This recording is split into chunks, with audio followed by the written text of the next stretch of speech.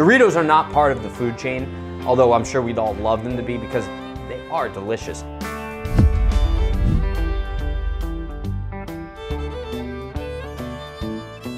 I'm a freak for Doritos, but Doritos are disgusting. They're incredibly processed. It's full of chemicals. We know we gotta start eating better. So what we're gonna do is we're gonna make our own Doritos right now. I've got, oh boy, see? The kids are getting excited about this too.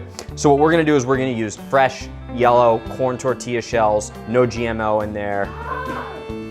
What the heck? What is going on? This kid's still going crazy on the chocolate cake that I made.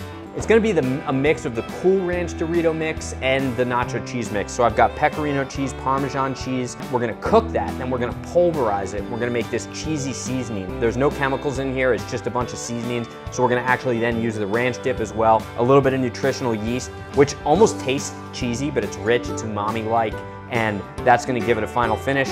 And then maybe a little spice on there, and we're gonna have our Doritos.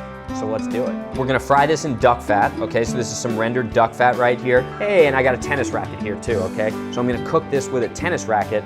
Well, you playing some tennis outside? Wanna see my Andre Agassi?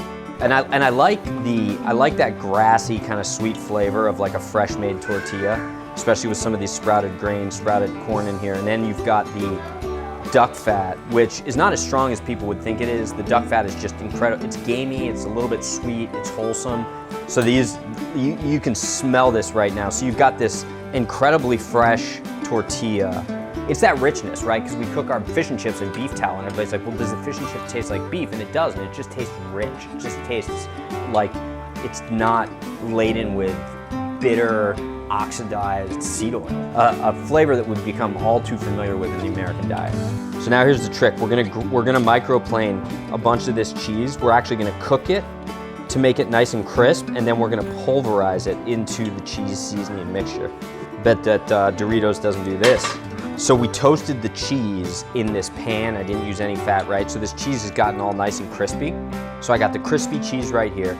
I got my ranch mix, my nutritional yeast, ancho chili pepper, salt, a little bit of garlic powder in this spice mix. So now we're gonna grind this up. We're gonna make it really, really fine. That's the key, is we gotta pulverize this so that it sticks to the chips. I'll put this into, I just got a little food mill here, toasted cheese. Now, two things have happened here. We've dried the cheese out, right? So we've got a lot of these oils out of the cheese that otherwise would have prohibited the cheese from turning into like a powder and sticking to the chips, but we've also toasted the cheese, which has created a lot more flavor. So a little bit of this is gonna go much further, which is why you're not gonna need a ton of it to get that nice cheesy flavor on there. It's kind of like a nacho cheese flavor when you get the chili in there and everything else.